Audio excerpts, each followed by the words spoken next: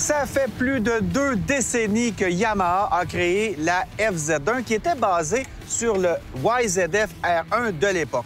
Ensuite, en 2016, elle l'a appelée la MT-10 pour unifier la nomenclature mondiale chez Yamaha. En fait, la famille des MT chez Yamaha, les Hyper Naked, elle permet aux pilotes débutants de monter tranquillement dans la gamme avec la MT-03, la MT-07, la MT-09 et la patriarche, la MT-10 et même la MT-10 SP qu'on vous présente aujourd'hui au show de moto.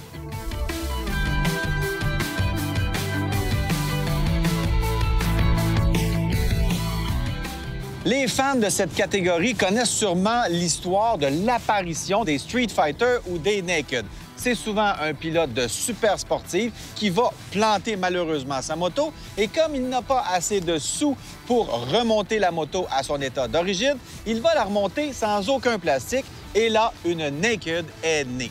Les premiers qui ont capitalisé là-dessus, c'est probablement Ducati avec la fameuse Monster qui est sortie il y a déjà plus de 30 ans.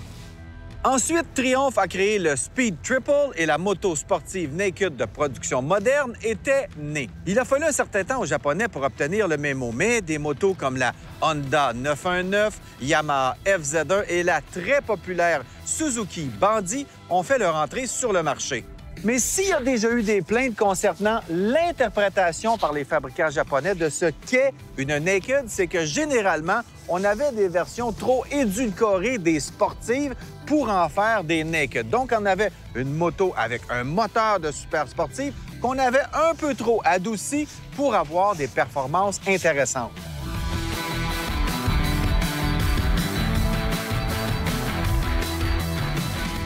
Les fabricants européens ont agi un peu plus tôt sur ce retour d'informations au sujet des superbikes dénudés avec des modèles comme la Ducati Street Fighter, l'Aprilia Tuono, le sublime MV Augusta Brutale et plus tard la méchante KTM Super Duke qu'on vous a déjà présenté dans l'émission. Ce sont toutes des Naked hardcore. Yamaha a fait un bond en avant majeur en 2001 avec la brillante FZ1 d'origine dans toute sa splendeur.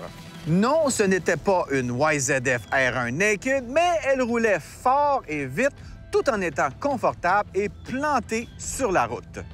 Mais l'as dans la manche de Yamaha, c'est certainement en 2009 qu'il est venu pour ces motos-là. C'est le fameux moteur Crossplane, le sublime Crossplane, développé par nul autre que M. Valentino Rossi, qui était à l'époque Factory Rider pour Yamaha.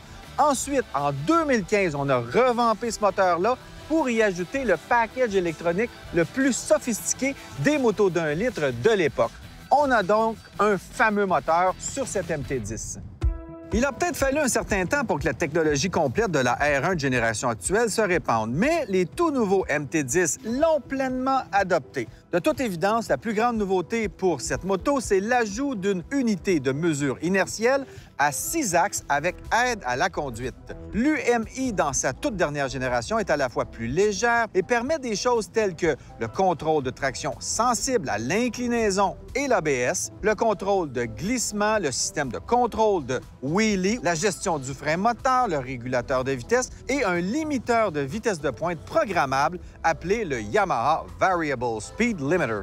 Bon, c'est sûr que les amateurs de super sportives, quand ils entendent que le moteur du MT-10 est réglé pour le couple, ils répondent tout de suite « Bien là, pourquoi je peux pas avoir toute la puissance d'un superbike? » Eh bien, les planificateurs de produits vous répondront que la puissance du MT-10 réglé pour le couple est beaucoup plus utilisable pour une utilisation sur la route.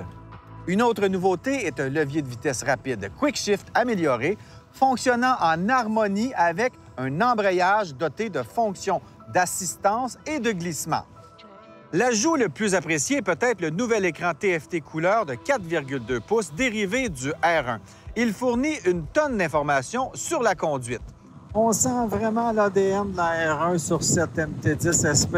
Le moteur a beau être retravaillé pour abaisser un peu la bande de puissance dans laquelle on va jouer. Ça reste un moteur nerveux, ça reste un moteur qui tire bien. Quand j'ai débuté mon essai de la MT-10 SP, je me suis tout de suite rappeler pourquoi j'adore le moteur Crossplane, le CP4 de Yamaha. C'est d'abord pour son son guttural. Ça grogne, c'est profond, c'est vraiment plaisant. En plus, là-dessus, on a les amplificateurs de son dans le cockpit, donc on entend très bien le moteur qui rugit. Tout ça combiné à l'embrayage à glissement et la capacité d'ajuster le freinage moteur grâce à l'électronique, ça permet d'ajuster la moto vraiment à ce qu'on a envie d'en faire. Et moi, ça m'a permis de faire des entrées en virage simples, faciles, rapides et fluides. Un bonheur. À grande vitesse, la grosse MT est stable et neutre et malgré une position de conduite légèrement plus agressive que le modèle précédent, la relation entre le siège, les repose-pieds et le guidon est à peu près parfaite pour mon gabarit de 5 et 10. Le siège confortable est à 32,9 pouces du sol et est recouvert d'un beau matériau semblable à l'Alcantara qui est très moelleux. La protection contre le vent du mini-carénage est assez bonne et maintient le flux d'air fluide sur le casque et le haut du corps. On peut rouler longtemps sans se fatiguer sur cette MT. Donc, dans l'ensemble, cette Yamaha MT-10 SP, vous vous en doutez, je l'ai bien aimée. C'est vraiment une offre intéressante pour quelqu'un qui aime une moto sportive, mais sans être extrême. On peut rouler doux comme on peut rouler agressif avec cette moto-là. Et jamais on va sentir que le moteur est trop sollicité ou qu'en fait, il s'emmerde parce qu'on est trop à bas régime. Donc, c'est vraiment un moteur polyvalent. Ensuite, il y a le cadre Delta Box de Yamaha qui est sublime. C'est vraiment un excellent cadre. Ensuite, est-ce que le look vous plaît? Est-ce que sa personnalité vous plaît aussi? Bien, ça, c'est une décision qui vous appartient. Mais moi, j'ai bien aimé cette Yamaha MT-10 SP 2022.